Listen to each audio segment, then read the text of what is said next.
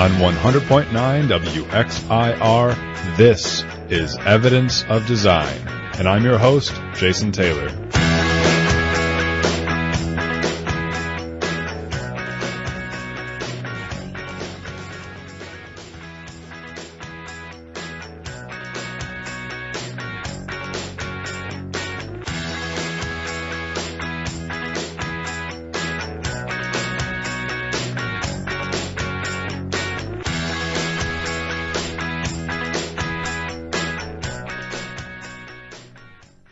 Good morning, everyone. Welcome to Evidence of Design here at 100.9 FM WXIR. Thank you for being here with us on this Saturday, October 13th, in the cloudy AM here in Rochester, New York. My name is Jason Taylor, and I am your host of Evidence of Design, and I am joined by my good friend and co-host, Matt Treadwell. Good morning. We also have a very special guest this morning, Miss Dr. Kathleen Donovan from St. John Fisher College. She is an assistant professor of political science at St. John Fisher, and Kathleen teaches courses on American politics and political behavior, and also her research focuses on public opinion and media, especially when it comes to crime. Welcome, Dr. Donovan, to the show. So excited to be here. Thanks for having me, Jason. Thank you. And so today, listeners, we are going to be talking about a wide array of a current sort of smorgasbord of politics in America, really taking a bird's eye view at what is the current state of politics in America. The midterm elections are right around the corner on November 6th, and so we are just talking today about some of the major themes going on in politics in America and kind of where are we at. Let's check in and see where are we at as a body politic. For folks who have listened to the show before, you know that we love to focus on politics, particularly income and wealth inequality. Matt and I like to ask, where does income and wealth inequality come from, and what are its effects? We think that income and wealth inequality is hugely important and does not get enough attention to explain some of the things that are going on in society. And so we'll, of course, get to some of that today, but I want to remind you how you can participate on the show. You can give us a call throughout the show at 585-219-8889. Again, that's 219-8889. You can also email us, evidenceofdesign101@gmail.com. You can tweet us at evidencedesign0. And you can find us on Facebook. On the Evidence of Design Facebook page. Please participate. We'd love to have the conversation with you. So without further ado, Matt, you ready to take it away? I'm ready. Let's do it.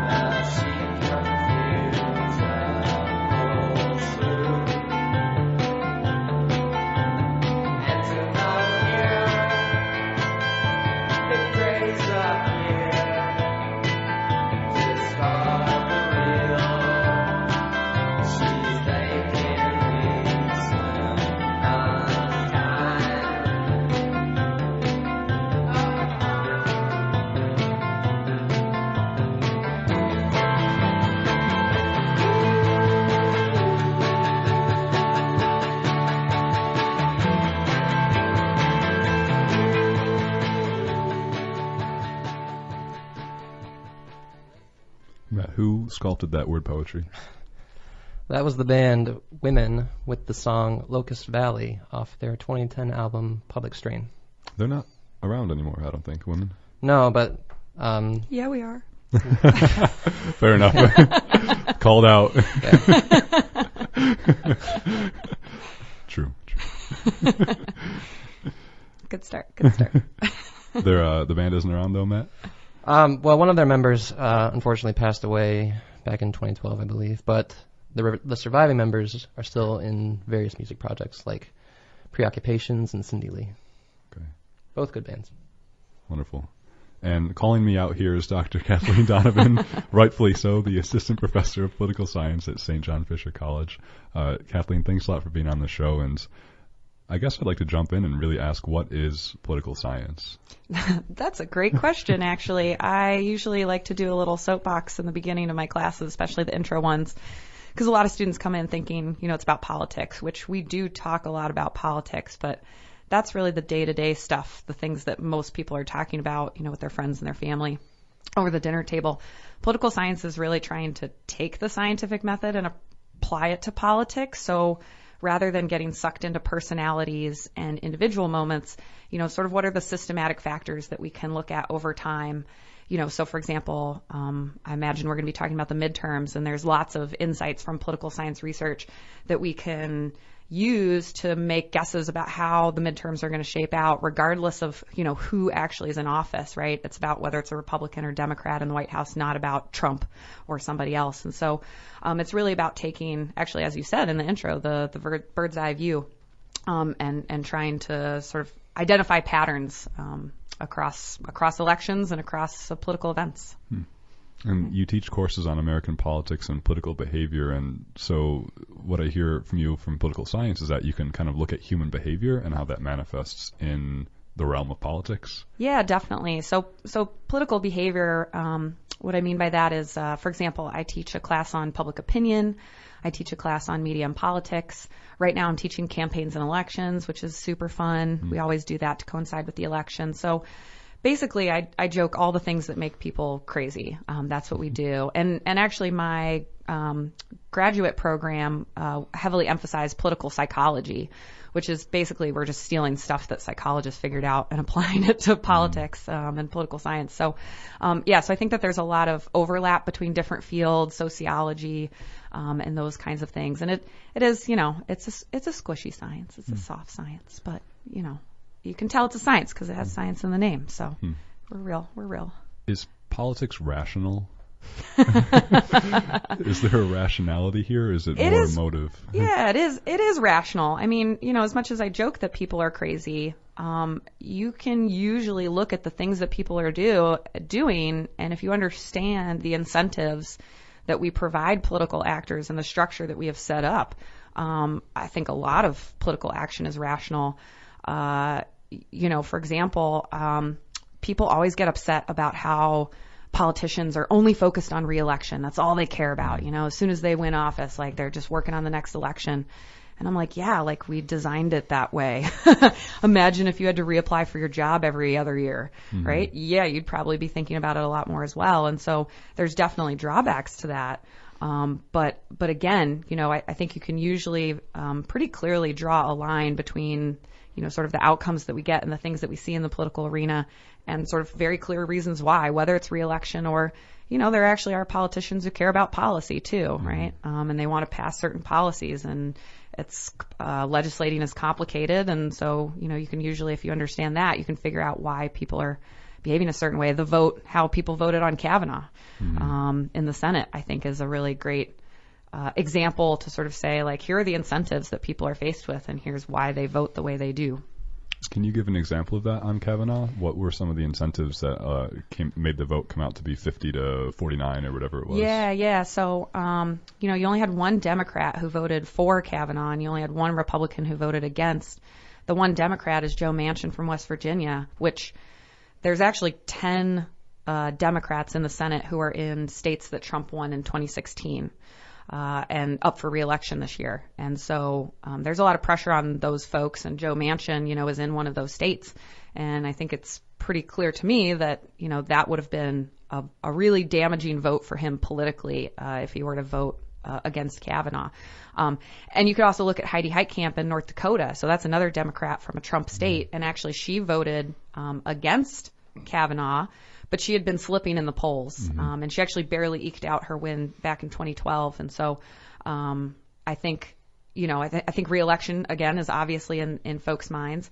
Lisa Murkowski is the only Republican who voted, she was going to vote against Kavanaugh, but then she actually voted present because another Republican was away from the Senate for a wedding. there have been some, and unfortunately I'm not familiar with the details, but Kavanaugh has issued some rulings that the Native Alaskan population is very unhappy with, and so that's a big population in Alaska. The lieutenant governor and the governor of Alaska came out against Kavanaugh, so there was sort of a big movement in Alaska against Kavanaugh. And then a reporter also asked her if she had ever had a Me Too moment, and she said yes, without elaborating. And so I think, again, like, if we look at those, it's very rational for her to vote against Kavanaugh. Right.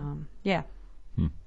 I appreciate that insight. I remember watching, I think it was Susan Collins from Maine or Alaska who came out in support of Kavanaugh when she gave like a 40-minute speech the day before they voted.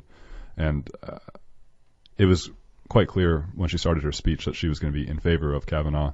And then I was really wondering then, who else would fall in line behind that, thinking of Joe Manchin. And it made a lot of sense that Joe wouldn't have wanted to be the first person to come out because he'd be Democrat. And it was just a lot more politically safe for a Democrat to come out after it was quite clear that Kavanaugh would have been approved anyways. And so the name of the show, of course, is Evidence of Design, a slightly clunky term, but the point is to look at some of those systems that we humans have created and then to try to figure out what sort of results do they get. Yeah. And I think you see that everywhere in politics. And that's actually a funny point because when I was watching some of the live coverage, some of the reporters were saying that the four undecideds, Manchin, Collins, Murkowski, and Flake, were all kind of jockeying to not be first out on the floor. I think they were kind of like waiting to see how it was all going to play out. Because then, it's like I don't want to be the deciding vote. Yeah. Right. So it's very interesting. And I actually thought it was interesting too that Murkowski, if she wanted to commit political suicide, actually could have gone out on the floor and voted against Kavanaugh after all.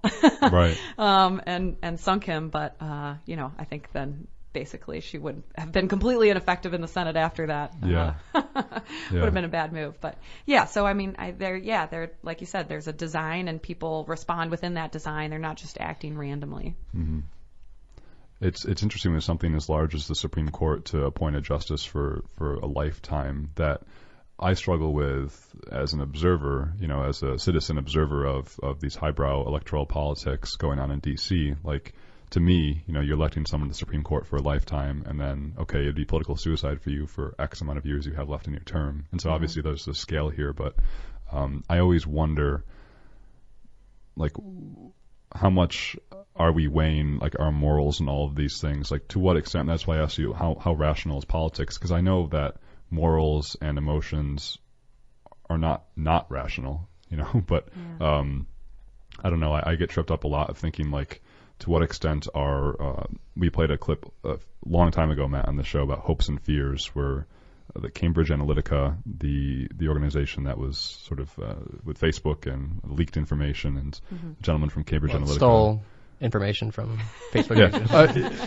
Yes, that's correct, actually. If you want to be technical about it. and I think the quote was, "Politics is all about hopes and fears." Yeah. Yeah, it was one of the higher ups in the company, one of the probably only people in the actual company, seeing as it was a shell company. Yeah. Yeah, it's I'll keep being sort of like the nerdy political science person because that's what I do. But there's actually a guy, Jonathan Haidt, who I believe he's at NYU, and he's done a lot of research on, he calls it moral foundations theory. And his whole argument is that a lot of the disagreements between liberals and conservatives come down to different moral priorities. So in particular, liberals tend to really emphasize fairness and equality, whereas conservatives tend to emphasize loyalty and what he calls purity, which is basically, cleanliness, orderliness, right? And so when you think about if you want to stereotype jobs, which, there's always usually a grain of truth in the stereotypes, people who are attracted to the military and to police, right, which is very hierarchical, very orderly, makes sense, right? It makes sense that conservatives would value that and be drawn to those kinds of jobs. And of course, academic professors, right, with their crazy offices, every, stuff piled everywhere, falling over, like that's where the liberals go. And so, morality does obviously have a role in politics and even in political science, but it is difficult to deal with because it is relative, right? Like, what do you really value? There's not sort of a right answer to that. So listeners, if you're just tuning in, you're listening to Evidence of Design here and having a great conversation with Dr. Kathleen Donovan, an assistant professor of political science at St. John Fisher College, and also co-host Matt Treadwell here. We are talking a broad array about where we're at with contemporary American politics, because the midterm elections are right around the corner on November 6th, and so these are perhaps one of the most important midterm elections this country has seen in quite some time, and there's a lot to talk about when it comes to that. You can participate, 585-219-8889. Email us, evidenceofdesign101@gmail.com. Yeah, let's go back to Kavanaugh for a second. One of the things I was thinking about this week is for weeks, if not months, it's been reported in a lot of polls that Democrats have had a huge enthusiasm advantage over Republicans, and that has, since it's reported, all but evaporated, and it's happening at the same time that Kavanaugh has been confirmed. And what I personally thought might happen was that Democrats would see Kavanaugh get confirmed and would think, well, we can't allow this to happen. This is something to rally around, and there was a lot of activists coming out and confronting senators like Jeff Flake, but instead it seems to have fired up Republicans who have taken hold of this narrative that this is just a politically motivated smear campaign against Kavanaugh. So I'm wondering what you think, Dr. Donovan, if this this loss or this equalization of the enthusiasm among the two bases is primarily to blame with Kavanaugh at all, or what? Yeah, I think that's a really good question. I've actually talked about this quite a bit with my class, and it's very funny because the liberal students think that the fact that Kavanaugh got confirmed is going to fire up Democrats again, right? Mm-hmm. They're saying exactly what you were saying. We can't let this kind of thing happen. And then my conservative students are saying the exact opposite. They're all fired up that finally, that the Democrats are being obstructionists, and they're still managing to get people confirmed. I think we have 4 weeks until the election, which is sort of a lifetime in politics, and right. I think it really depends on sort of if other issues come up in the meantime. This week was kind of a slow news week. We had the hurricane, and that sort of dominated things for a while. And so, if we get to early November and we have 3 more weeks of just this, then I think, Kavanaugh is still going to be fresh in people's minds. This is such a terrible example, but it's still true. All it takes is a school shooting or some terrorist incident for us to suddenly, totally forget about Kavanaugh and be focused on something else entirely. So, if something like that happens, I don't think that people are going to be thinking about Kavanaugh. But nonetheless, it has been very interesting. You're exactly right. You saw Republican enthusiasm really closing the gap there while the Kavanaugh hearings were going on. And my sort of inclination, my gut instinct is that actually if he had not been confirmed, that would have spelled a lot of trouble for the Democrats. I think Republicans would have been more fired up by Kavanaugh not being confirmed than by him being confirmed. Mm-hmm. And at the end of the day, we'll see. Like I said, there's a lot of time to go, but certainly that gap has been closed somewhat by Kavanaugh. And I think Trump is a master public opinion manipulator. He's really, really good at it. And I think, he goes with his gut. And I understand a lot of his staffers were saying, don't weigh in on this. Don't say anything about Ford's testimony. And, of course, eventually he did jump in. Yeah. But I think he knows his base, and he knows that people would respond to that. So, and he's doing rallies all the time and reminding them of that. So we'll see ultimately in the midterms. But yes, I think that the Kavanaugh hearing did change the dynamics for the midterms. What are the major themes in the midterms here? What should we be looking out from a political science perspective? Yeah, I'd love to tell you. Yeah. So there's 4 things probably that are sort of really good predictors of midterms over time. And also for any listeners who are like, you don't know what you're talking about because 2016, I'd be happy to go on give you my speech about 2016. Yeah, we definitely should talk about that. So one common thing is that it's a midterm election, and the party of the president is usually going to lose some seats. That's pretty standard. There's a few exceptions, Bush in 2002, but that was right after 9/11, Yep. and FDR back in the 1930s. But other than that, the president's party always loses seats. So that typically, doesn't bode well for the Republicans. Another factor that we look at is presidential approval.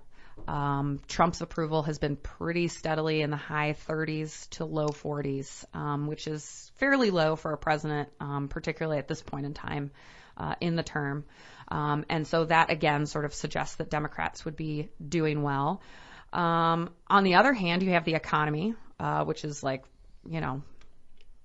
pooping rainbows, as somebody said the other day. It's doing fantastic. And so that's a very strong predictor of how the parties will do in the midterm. So that is sort of in the plus column for Republicans. And then you also have the fact that I sort of alluded to this earlier, that particularly in the Senate, the Democrats have a very tough map. They are defending, I think so, there's 35, there might be 35 elections. There should be only 33. But we had 2. We had Al Franken. We had some resignations. So so we're filling some seats that we wouldn't otherwise. But 35 Senate elections, and 20 something of them are held by Democrats.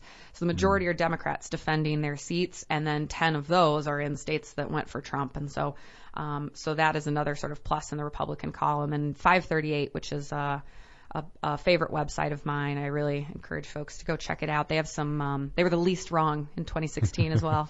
So they have a Senate model and a House model. And you can actually go and look at every single district in addition to all the Senate races and see, what they are saying is the probability of the Democrat or the Republican winning. And, so right now it looks pretty good for Democrats in the House. Much, much tougher in the Senate. They would have to have just like everything go their way, I think, on election night to take back the Senate. But so those are standard predictors that, again, like have nothing to do with, who's in the White House or really any other issues other than the economy. I mean, the economy is always the number one issue on people's minds. The only time that changes is if we're in war. And then that sort of overtakes it as an important issue. But, yeah, so those are kind of the political science predictors, the things that we look at. And I would also say too, these things are not completely constant over time. So polarization is real. The number of competitive districts has been declining over time. And so that also makes it tougher to see really big swings in who's representing in Congress, because there's just not that many competitive districts out there. I mean, look at our own district, Sorry, Jim Maxwell, if you're listening, but like probably if I had to put money down, I'm going to say probably Joe Morelli's going to win pretty safely. So it just makes it very difficult for challengers as well, just because there's the way the districts are drawn and the way that we have sorted ourselves geographically, which often gets ignored when people talk about gerrymandering. But, we've sort of sorted ourselves. Liberals go to cities and conservatives go out to the rural areas. And so we increasingly have these like very dark red and dark blue districts. Is that how the system is supposed to work, or is that just sort of a byproduct? A byproduct. Like, is that fine that we are sorted geographically by our lifestyle and tends to be our political opinion? I don't think it's fine. And I think that it's actually more problematic in today's age with social media and all that kind of stuff, because, even you don't have to go back very far in time. Like, I remember a time before the internet. I'm not that old. And, so if you wanted to talk about politics, you had to talk to the people that were around you. And now, with social media and cable news and all that stuff, you can really self-select into a little bubble and just like feed out. I mean, Pew has data on this about the number of people that have dropped friends over politics, unfriended people or stopped following people because of their political views. And so the more that we do that online, and then you also have geographically we're sorting, and so all the people in my neighborhood also think the same way as me. I think that is a big problem, and I see it in my classes. I actually had a student last year that really kind of stumped me. I was sort of opening speech about how important it was to hear views from the other side and to keep communicating. Like, we have to keep talking. It's when we stop talking altogether that real problems start happening. And I think we might be at that place, unfortunately. But this one student said, like, well, what if I don't want to talk to the other side because I think they're just bad people? Mm-hmm. I thought, well, I honestly didn't know what to say to that. I disagree with it. I disagree with that mentality. I just find it hard to believe that like a third of the country, well, I do think a third of the country doesn't know what they're talking about, but are they all in one party? Absolutely not. And so, so I do think it is problematic that we are sorting, and it seems like a trend that will probably only accelerate over time. If you want to get like really deep in the weeds, political science wise, there's also some interesting stuff just about the efficiency of districts. And so because Republicans and conservatives tend to be in more rural areas, they're more efficiently distributed. So Washington Post had a great piece about Kavanaugh was confirmed with senators that represented a minority of the country because they were from, small population states. And it's like, again, that's by design. Mm-hmm. We designed it that way. But it's worth thinking about nonetheless. And sort of, is that how, what is the mechanisms or what are the rules that we want to use to make these kinds of decisions? So you mentioned that technology is sort of really holding sway or influencing this increasing polarization with things like social media, people being able to curate what news they receive, just like through what news sources they subscribe to, what cable news channels they watch. Are there any other sort of factors that are playing to this polarization, do you think? I think that is a big part of it. Well, again, so the political science perspective is the media is definitely a non-ignorable factor here. The other thing, which again is a structural question, our elites, meaning the people in power, have become much more polarized over time. They sort of led the way. And so for a while, there was actually a debate in political science in the early 2000s about whether people had become as polarized as elites. And most political scientists at this point are like, yeah, they have also become more polarized over time. But part of the argument in the beginning was the two candidates that we were given the choice of were very polarizing, right? And why are they so extreme? Well, because we have primaries. Right? And the people who tend to vote in primaries are much more extreme than the public at large. And who are the donors? Who are the people that give them money? They're also tend to be extremists. So like as you work your way up from sort of the public all the way up to the actual politicians, right? At each level, it gets more and more ideologically polarized. And so that by the end, you get these, like Roy Moore's candidates. Yeah. And you also have a lot of Democratic candidates are saying abolish ICE, which a vast majority of the public disagrees with. So, so it's all a function of sort of like how we get those elites chosen. And we take our signals from them. Right? They drive the policy discussion for the most part. And so if they're taking extreme positions, then the public also takes extreme positions. So it's that is also a really big factor as well when it comes to polarization. So, and it's happened really fast too. You don't have to go back very far in time to see many Democrats who were, sort of quote unquote Second Amendment pro-gun Democrats or pro-life Democrats. And nowadays, to run as a Democrat and to not be pro-choice, that's very difficult to do. There's still a handful out there, but they're slowly being weeded out of the party. And so more and more you're seeing, it's not about more or less government anymore, more or less taxes. It's about all these issues. It's about guns and abortion and same-sex marriage and the environment and on and on and on and on and on. So, again, the elites and the media I think are probably the biggest factors here. I wonder a lot about trying to conceptualize where we're at politically with Donald Trump, because I'm trying to listen to everything you mentioned. And I've said on the show before that, in my opinion, Democrats and Republicans, the establishment, are not that far apart when it comes to essentially macroeconomic policies. So Republicans tend to want lower taxes. Democrats tend to want slightly higher taxes, but not like what we saw in the 1940s, 50s, FDR, New Deal, et cetera.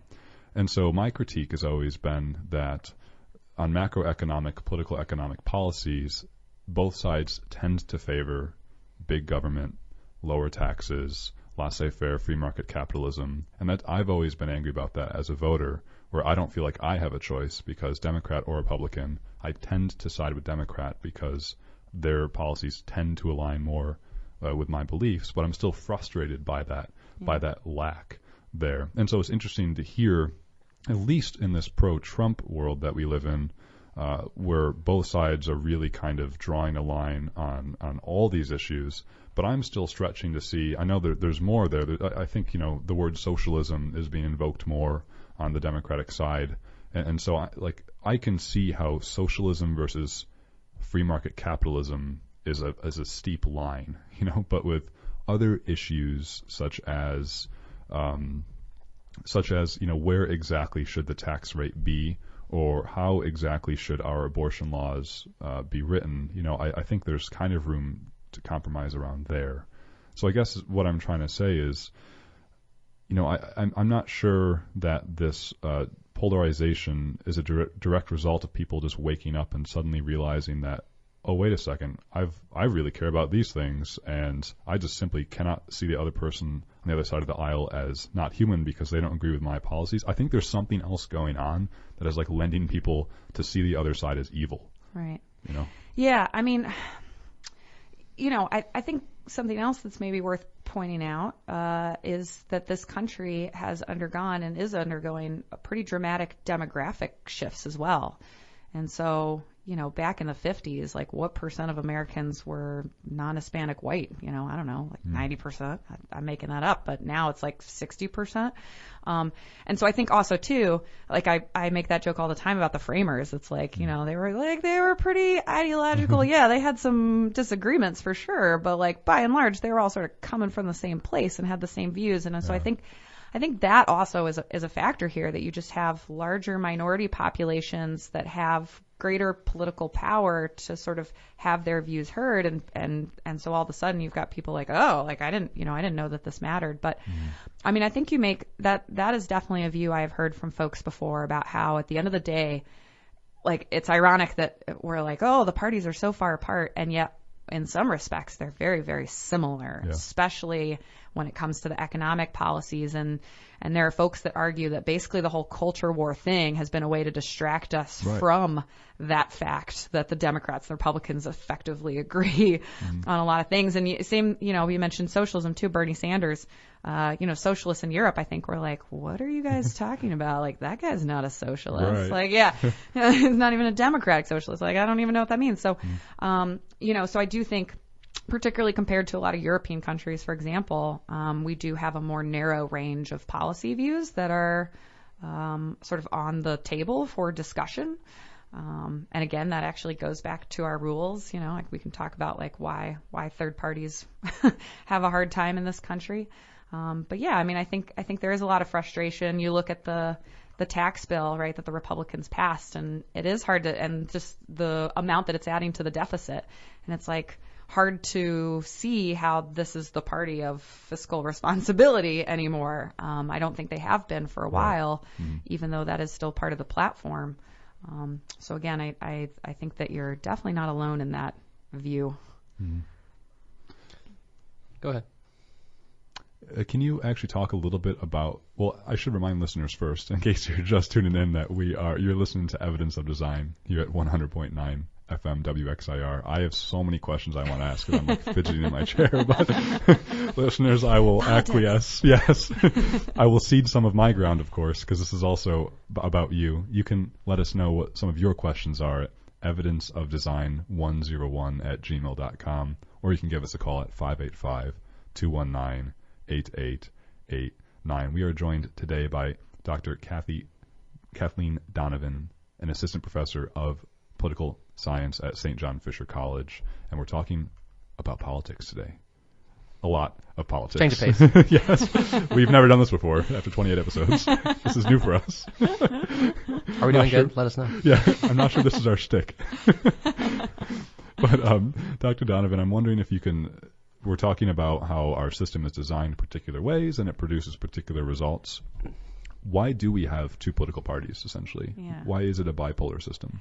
The biggest reason really is something called Duverger's law, which is basically says that in systems like we have plurality voting. So in most elections, you actually don't have to get the majority. There's some, like you have to get the majority of the electoral votes to be president.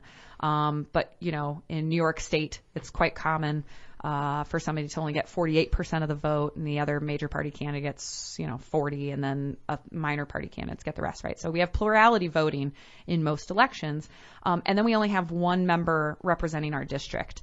And that means effectively that voters are strategic, and they will see that if there is a third party candidate, that they're probably going to draw votes away from the person that's more likely to win, right? So if you have, you have a Republican, you Democrat, and then a Green Party candidate, which voters are going to leave and go to the Green Party candidate? It's going to be the Democratic voters, and then you more likely to have the Republican win. And so it's really just a function of our electoral laws.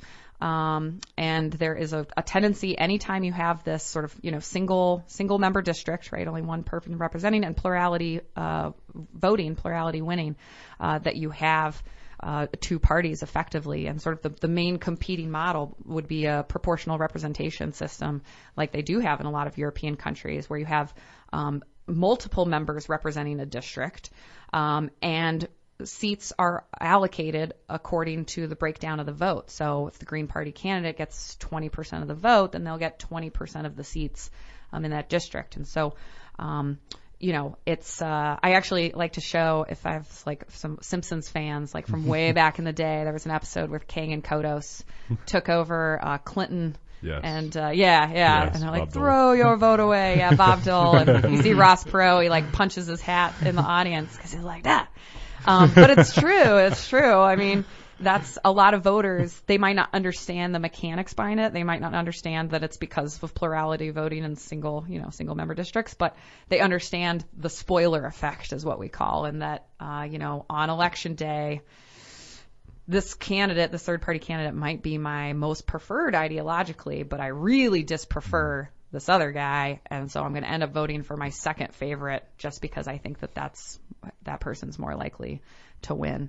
And that's a big, that would be a drastic change to our system to try to do that. I'll also say too that it's really interesting because when you look at polls, I don't have the numbers on top of my head, but a pretty large proportion of the public say that they would like to see a viable third party.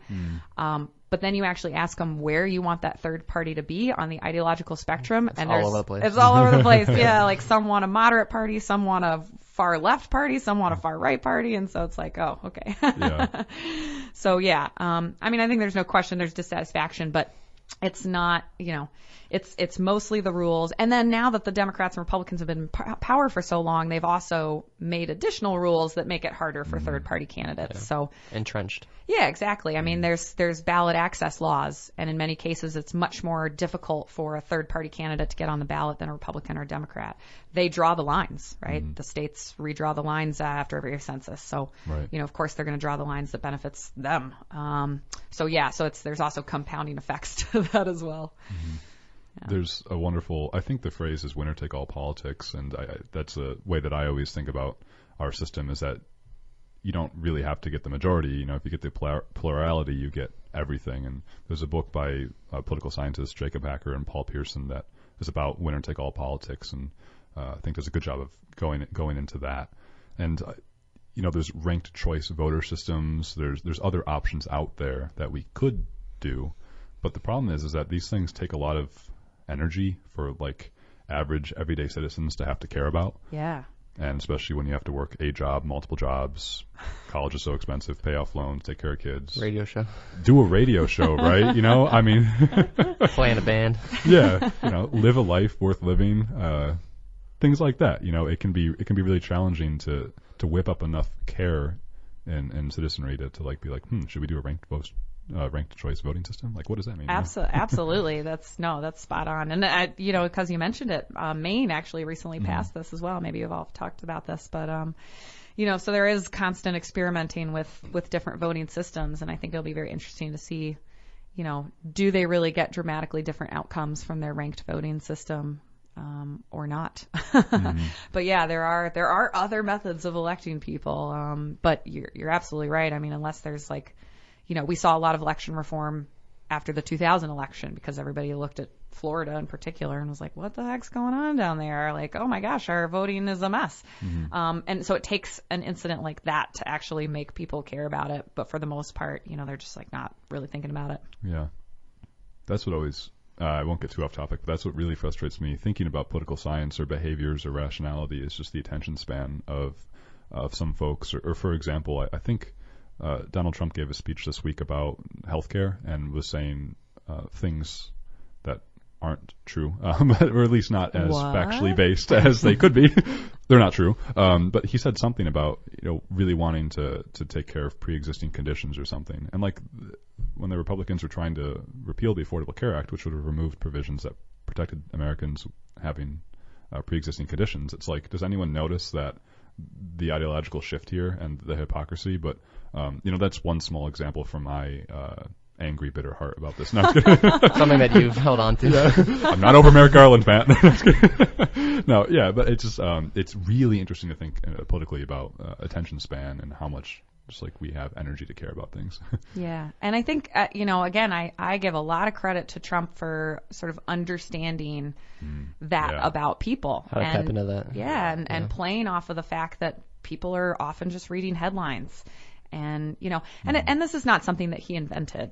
This has been a transition that's been going on a long time, and the political atmosphere got to a point that, sort of made it ripe for him to be successful. So I'm not going to give him all the credit, but absolutely. And, too, there's it's legitimate that a lot of people feel like it doesn't matter who's in power. Their lives stay the same. And so I think there's a lot of cynicism out there. I've only been in New York State 4 years, but I was actually just thinking the other day after the news that came out of about Joe Rigo, that's I want to start a list on my door of all the Albany politicians who have been indicted and or convicted in the 4 years that I've been here. So I think too, a lot of people look at that. It's not just about caring; it's about just maybe they did care and they're just disappointed. Yeah, yeah. I worry about that a lot in terms of breaking trust because it's so hard to regain trust. And my worry of these various attacks on institutions or lack of faith in institutions is what else do you have? Once you stop trusting in the institution, how do you regain that trust? And it really requires, I think, moral leadership, a really strong, charismatic character who's doing the right thing, whatever that is. And I just worry where we're at if we're going to diagnose our current state of politics. I don't think our diagnosis is very good, and I don't know how to regain trust in institutions besides having different leadership, because it's certainly not coming out of this administration. But I don't even know. It's not Democrat, Republican. I don't know who's going to do that work. Yeah, it is, and it is pretty much across the board. You look at obviously Congress's approvals numbers are in the well, I guess. President, even the Supreme Court now, people have less trust in. The media, of course, has been on the struggle bus. And I think, too, this stuff hits home. You probably saw somebody had graffitied the DNC windows, writing liars or lies on the outside. And it's very, it is very troubling. Higher education as well. Conservatives are increasingly distrustful of higher education and what value it provides. So, and again, I don't have the answer to that. If I did, I'd probably be a lot richer, but yeah. And we do have a caller here. We're going to get you on the air in just 1 second. Let me press a few buttons. We are multitasking here, professionals. Dr. Donovan, when the 2016 election was going down, I was really worried in that I, for a while, am very promotive of trust in institutions, talking about just the ability of our institutions to really look out for us. I'm usually a big government guy, as in we elect politicians to represent us, and that's really valuable because that's the whole point of this representative democracy, is for people to look out for us. And if you just don't trust in politics, then I'm not sure what else there is. And I think there's just not a lot of, there's no other there for people to hang their hats on, especially on a very big level. Like religion is not as strong as an institution. And if religion isn't there, then, if politics in our civil society isn't there, then I just worry that like demagoguery will replace that, or money and like consumerism, So Yeah. That's not really a question. I apologize. That's just me getting therapy right now. So. That's okay. I do feel like, actually, the day after the election, I felt like I called myself a political therapist. I just had a whole bunch of people coming through my door and being like, what happened? Like, I'll try my best to explain. I don't know. We all need that. Yeah. I think we have a caller on the air. Do we have the buttons correct? Let's try this. Hello? Hello. Hi there. You're on the air. Thanks for giving us a call. What's your name? Well, my name is Mary. Mary. Been on the show a couple times, so you might recognize me. Thanks for calling, Mary. Yeah, you're a past guest here, and I appreciate your call. What would you like to say to us or Dr. Kathleen Donovan? Yeah, so Dr. Donovan, I have a question. So I came on the show the first time talking about media, and I know you mentioned earlier that you have a class in media and political science, and I was kind of curious to hear about what you focus on, especially thinking about electoral politics in this media class. Yeah, thanks for the question. The class, I kind of break it down into 3 parts. The first third, we look at sort of government regulation of media. So the fact that our system is heavily privatized compared to other places. Even things like net neutrality, we get into a little bit. First Amendment, freedom of press, freedom of speech. And then the second 2/3 of the class are more about how the media shape government, both in terms of campaigning and winning elections, as well as policy making and governing. Because I think I sort of made a comment that, I don't think Trump invented sort of playing off our current media environment. He's really just a product of a long-term trend. And, so if you look at the length of sound bites, or even the fact that in the 60s, do you want to watch ABC, CBS, or NBC? Those are your choices. And now we have many, many choices. And so a smaller attention span, more niche audiences, and this leads to rational changes in the way that politicians behave. So that's sort of the general structure of the course. Okay. Yeah, that's really fascinating. I was just kind of curious about that. Thank you. Yeah, definitely. I'll teach it again in spring 2020. Whoa. Oh wow. So I'm always happy to have folks sit in. You can find me on the website. Awesome. Yeah. All right. Cool. Yeah. Thanks so much. Thank you. Thank you for the call, Mary. Speaking of 2020, Dr. Donovan, where are we looking for after this midterm election? I'm not much in terms of political predictions, but is there anything we should expect between now and 2020 after the midterm elections, like our state of politics? What should we expect as a society here? Probably more grumpiness. I do believe at some point there will be an inflection point to the polarization. I just don't know what it is and when it'll happen, and I don't see anything on the horizon that's changing that. Thinking back to Obama in 2008 talking about there's no red America, there's no blue America. It's like, wow, that seems like a lifetime ago. So I mentioned 538 earlier. I'll give them another plug. They actually had an article that they published just on Friday looking at, so there's sort of indicators that are good predictors of who's likely to run in a presidential election. And so they looked at all the folks who are sort of making those moves and who sort of ranked the highest on it. And so, for example, has a person made a visit and a big speech in the early primary in caucus states, Iowa, New Hampshire, South Carolina? Have they released a book? Have they done a big feature in a magazine? And so based on all that, Bernie Sanders actually is ranked number 1 right there as most likely to be running in 2020. But there's a lot of other folks, and it's names that you've probably heard thrown out several times. Kamala Harris, Cory Booker, Eric Holder, and maybe there might be a challenger on the Republican side, John Kasich, who is actually the perfect example, I feel like, of a spoiler. But he was in the running there until the very end, and he has not ruled out a primary challenge, and that's not unheard of. That does happen now and again. So, and I wouldn't be surprised, because in the 2016 election you had, I believe the number was right after the Hollywood Access tape came out, something like 20% of Republicans that were in the House, Senate, or in the governorships did not or had withdrawn their endorsement of Trump, which normally, everybody in the party endorses their party's candidate. So, so given the levels of unpopularity during the primary in 2016, I wouldn't be shocked if there's a primary challenger in 2020 as well. Before we go into our last 10 minutes, we should remind everyone that they're listening to 100.9 WXIR. The show is Evidence of Design. Do you have a grudge, political grudge, that you just can't get over? Call in, let us know. We'd love to talk about it. Love to hear This from is you. a therapy session today, essentially. The number is 585-219-8889. You can email us at evidenceofdesign0@gmail.com. If you have a question you'd like to pose or anything you'd want to know about us, me and Jason, we're pretty open about our public and private lives. We're going all in on the therapy cards.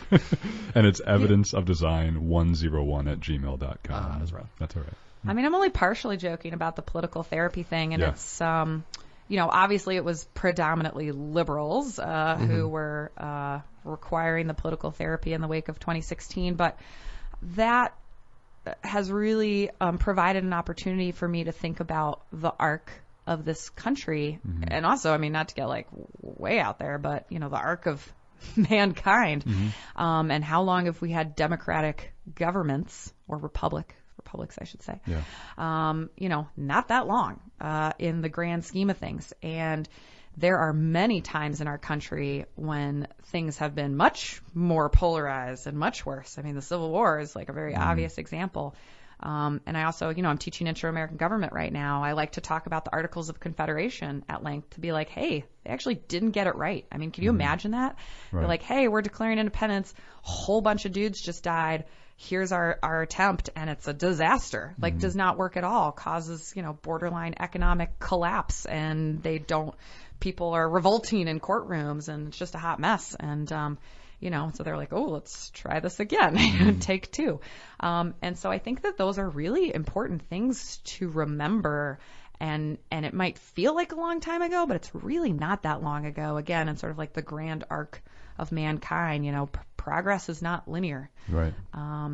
There's waves of it. And so, so that's, I guess, what I tried to tell a lot of folks that were particularly upset after the election, to just say, like, look, we've had a lot of crazy times in our country. And also, the little conservative bubbles were very upset about Obama winning re-election, and probably winning election the first time around, but particularly re-election. And so, it's, again, it's important to take the bird's eye view. Yeah. I struggle a lot. I mean, I'm a pretty liberal dude, and I just don't have that many I don't have as many conservative friends or contacts as I would like. And I am open to talking about things like immigration. I think we should have border security, whatever that means. And I can find common ground with someone who would identify as conservative, and a number of other issues as well. But when it comes to things like apples to apples, comparing the election of Barack Obama as existential crisis for conservatives to the election of Donald Trump as an existential crisis for liberals, like I'm not able to argue that with someone. Like, Donald Trump to me is almost existential, whereas I don't see how you could see Barack Obama as an existential crisis for conservatives. And that's where I need those contacts to figure that out, because it's not fair for me to write off, a third of the population, as you said. Well, and I don't disagree with you. I hate that phrase, but I'm not agreeing with you. Yeah. But I'm not disagreeing with you. I don't think it's an apples to apples comparison about the reasons why people were fearful when Obama got elected versus the reasons why people were fearful when Trump got elected. getting your gun taken away from you, Right. I think is different than a fear of getting your husband taken away from you if you're gay, or your child getting taken away from you if you're here illegally. So I do agree with that, but I do think that it's worth remembering that a lot of conservatives were very, very upset and angry for a very long time during the Obama presidency. And so I think that's an aspect that doesn't get talked about as much, that sort of, I think there's a lot of, like, see what we went through kind of attitude. And also just a lot of folks that are so, I will say this about the election of Donald Trump. I think that is a really poignant example of how fed up people are with the system. Yeah. I think there were a lot of folks that just hate Washington. They hate politicians. They're all corrupt. And certainly some of them are. They don't get anything done, whatever. You can sit here and do a laundry list. And they said, just like, let's send this guy in and see what happens, right? It can't be worse. And I think that's just like a real statement on the frustration that people have with our current political system. And that came from both sides of the aisle. You had people who voted for Obama in 2012 that voted for Trump in 2016. And I think to some people that just sounds incredible. But it's when you think about Trump as just like not a politician, go in and shake things up, it makes a lot of sense. Do you think income and wealth inequality has contributed to that sense across both aisles that the system doesn't work? That's a good question. I don't know on that particular point. I will say, though, you will be unhappy to know that there's some pretty good evidence that supports, richer people are more likely to get the policy outcomes that they want. And I think that makes sense because our system is very money driven. And you also have an increasingly small proportion of the electorate who are donating to candidates. And so presumably, they have more influence than in the past. So I think there's no question that income inequality is having a very real impact on our political system. I don't know to what degree that has contributed to the frustration, but I wouldn't be surprised if it has. Yeah.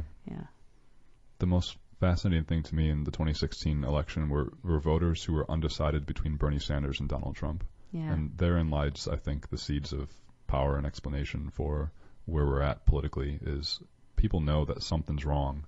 And, whether you think it's because of immigrants or because of the 1%, I think that at least the common ground is there where you know that something's wrong because some people are getting too much unfairly. And so I think therein lies the seeds of hope to have these discussions and bridge the gaps, is to talk about economic inequality and be like, hey, wait a second, like I'm part of the working class too, just like you, and let's figure this out together because I'm a little angry as well. So that's kind of my perspective. But and just to jump on that, I had a student just in class on Thursday, make the comment that really we all want the same things.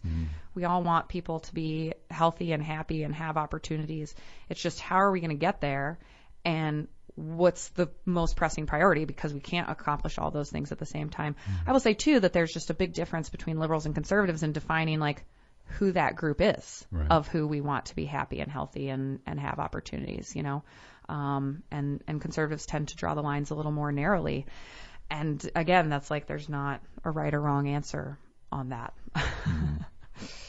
Yeah. I think as the world has become more globalized, you've seen that's where you've seen the Democratic Party go towards, is supporting things like the UN and supporting, quote unquote globalization, and saying like we're all just one big human race. Let's have everybody be happy and healthy and have opportunities. And I think you hear conservatives saying like, well, we can't even do that in America, so let's just like focus America first, right? Like let's just try to make that happen here. And then when we accomplish that, sure, we can try to help others. But, you got to take care of your home first. I think that's a pretty succinct and appropriate way to wrap up and end our discussion. And listeners, thank you for tuning in to episode 28 of Evidence of Design. I'm your host, Jason Taylor. I was joined by my good friend and co-host, Matt Treadwell. Goodbye. And also our special guest, thank you very much for taking the time, Dr. Kathleen Donovan from St. John Fisher College. Yeah, I had a blast. Great conversation. Thank you. Feel much better after this therapy session. And let's hug it out, guys. And hopefully, listeners, you enjoyed the talk about political science and politics too. Be well, be safe. We'll see you next week.